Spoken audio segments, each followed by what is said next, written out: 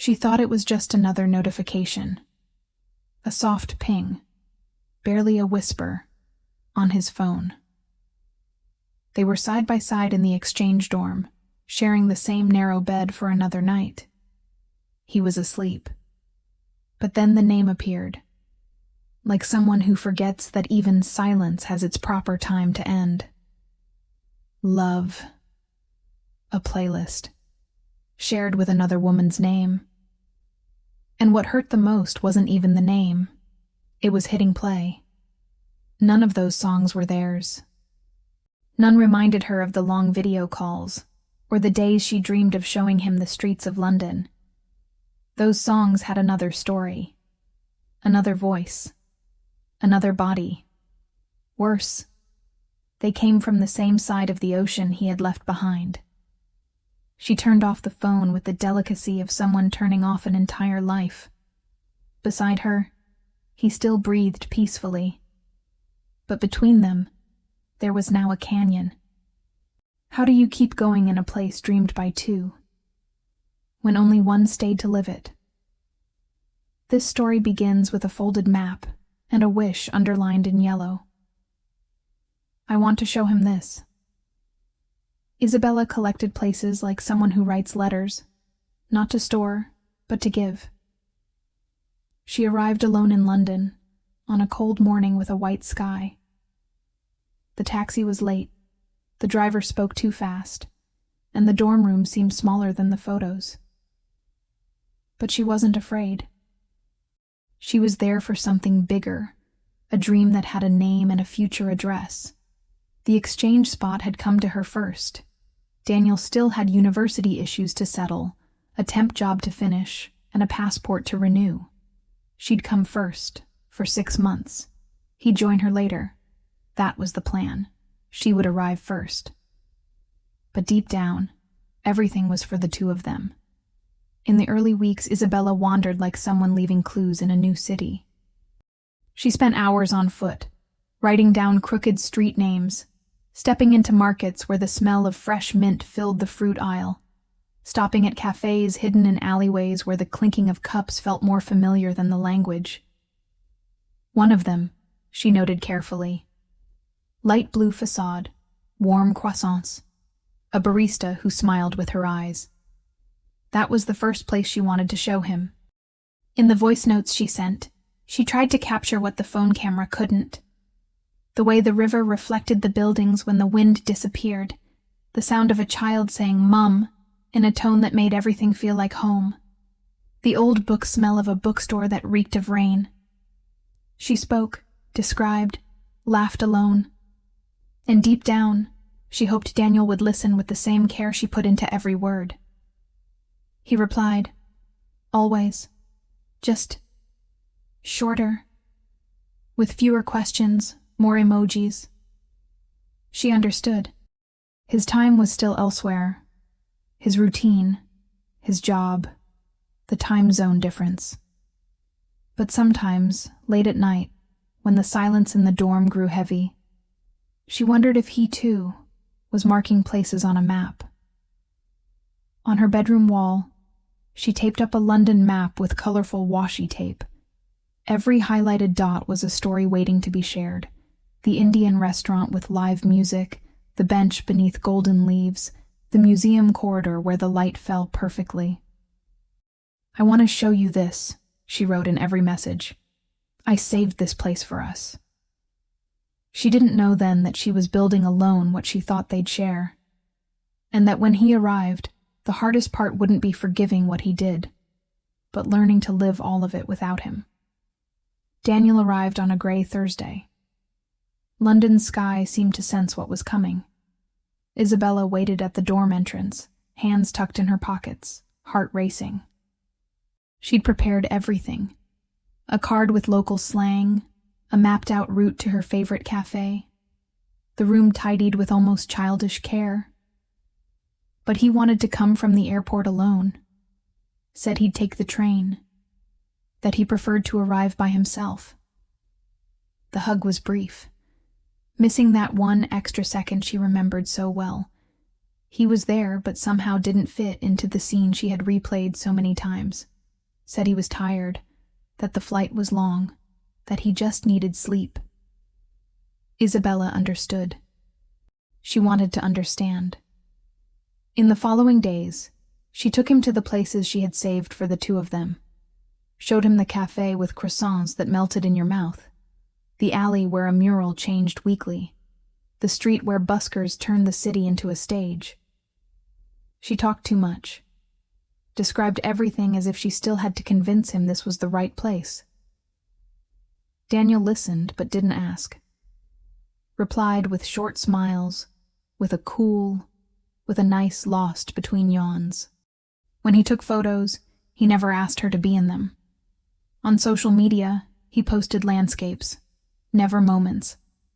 The captions read, "New air, finally here, solo morning." Isabella read them, and something inside began to creak. She was there, but he wrote as if he was alone. On the third night after returning from the park, he fell asleep too quickly. It was early, but he claimed a headache. She stayed in the room, scrolling idly, when she remembered that the university app was still connected to his. They had used it a few days ago to check class schedules, and there it was. Among the notifications, the name of the playlist, Love. They never had a playlist. Curious, or maybe craving some tenderness, she opened it. The first song was melancholic but unfamiliar. The second, upbeat, with electronic beats, nothing he ever played around her. The third made her chest tighten. The fourth stopped her breath. None of those songs were theirs. None recalled their trip planning, or the nights she stayed up just to hear his voice. And there, at the top of the screen, was another girl's name. Not an artist, not a brand, a real name. Shared. She tapped the 3 dots beside it and saw the playlist was being updated. The last song had been added 2 days ago, 2 days before his flight. She slowly sat on the floor of the room she had cleaned, decorated, prepared. And there, between the heat of an old radiator and the cold seeping through the carpet, she realized the 6 months of waiting had been hers alone. His time was different, because his love was too. She didn't cry that night. She didn't wake him either. Isabella simply returned the phone to its place and lay down, facing the wall. She spent hours awake, listening to Daniel's peaceful breathing behind her, as if nothing had happened, as if she were still there. The next morning, she said nothing, didn't meet his eyes, made her own breakfast and left before class, spent the day in silence, as if every word risked breaking her. By late afternoon, she went to the university office and asked for a room change. Said they needed more space, that their schedules clashed, that it would be better for both. She spoke calmly, firmly, but inside, her chest felt like it was hollowing out. When Daniel noticed, he came after her, tried to understand, asked if he'd done something. She only looked at him, with a pain that no longer sought explanation, and said, "You betrayed the biggest dream we had." He didn't react. Maybe he knew. Maybe he didn't. But in that moment, she understood. The dream had always been hers. He was just passing through. She closed the door softly. No yelling, no blaming, no crying in front of him. It was the end. But not of what they had. It was the end of what she had been holding alone. After the room change, the world slowed down. But not in the right rhythm, in the rhythm of pain. Isabella started missing appointments. She was late for classes, forgot classmates' names, ignored messages. Everything felt too heavy, even her body. Her legs dragged along the paths between the school buildings. Her appetite disappeared. So did her laughter. She avoided the places she loved. The light blue cafe, the duck park, the golden street at sunset. They all now felt like witnesses to a story that no longer existed. She couldn't pass them without feeling foolish, without remembering how many times she said, "I want to show you this." Daniel was still in London, in another room, in another routine, but too present in the halls, the streets, online. He posted photos as if nothing had happened, as if they'd never been a thing. One especially cold night, when the wind seemed to seep through the dorm walls, Isabella called home. Her mother's voice was the first shelter in days. She said she wanted to come back, that she couldn't keep pretending, that being there hurt more than she could explain. Her mother listened, didn't try to convince her, but gently suggested something simple, that she speak, just once, with the school psychologist. "Before you decide to leave," she said, "talk to someone who isn't him, or us." Isabella didn't answer. The call ended in silence, but that seed had been planted, and for the first time in days, she fell asleep. Could she find a space of her own in a place that echoed both their names? Let's find out. But first, if this story made sense to you, if it resonated at all, subscribe to the channel so we can keep telling stories like this. And before we continue, leave your like. Thank you for your support. She almost didn't go. The appointment had been scheduled by her mother through the school's office, a psychologist who worked with international students. Nothing mandatory, nothing formal. Just an invitation, and a Friday afternoon slot. Isabella thought about skipping it. She didn't even have the energy to brush her hair, but something in her mother's voice, in the unhurried calm with which she insisted, got her up. No makeup, wearing her exchange sweatshirt, her face still swollen from sleep, she crossed the courtyard in short steps and entered the room without expecting anything.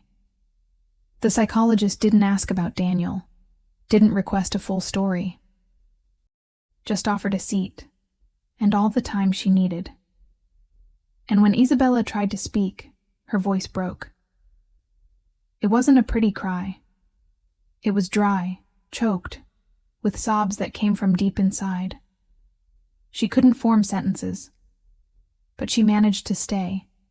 She talked about the playlist, how she recognized the songs and places, how she had shown him the city so tenderly, and now it felt like he was erasing her footprints.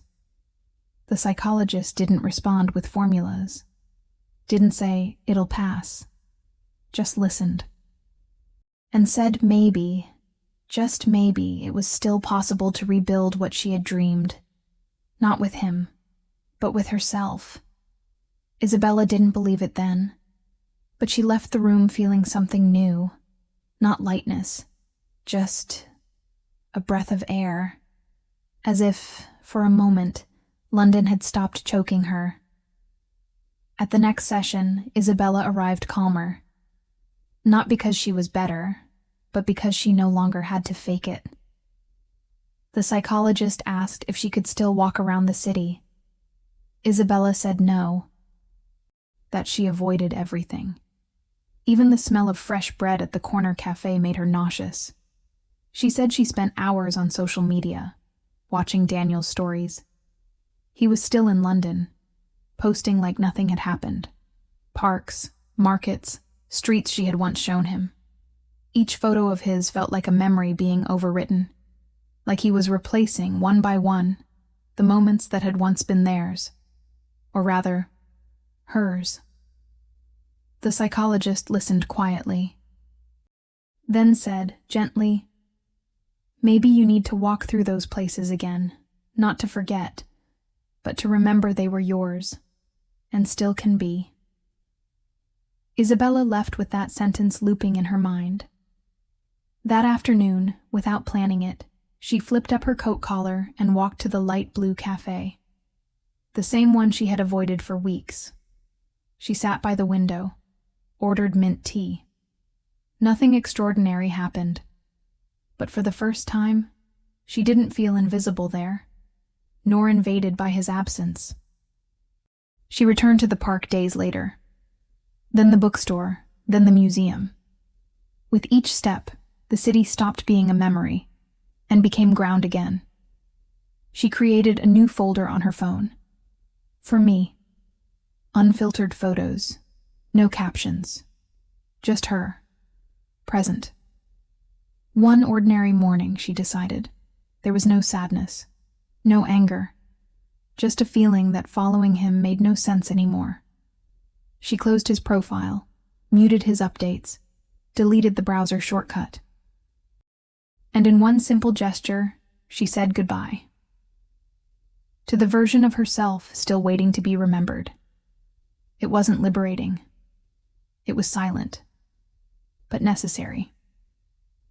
She began occupying the same places with a different presence.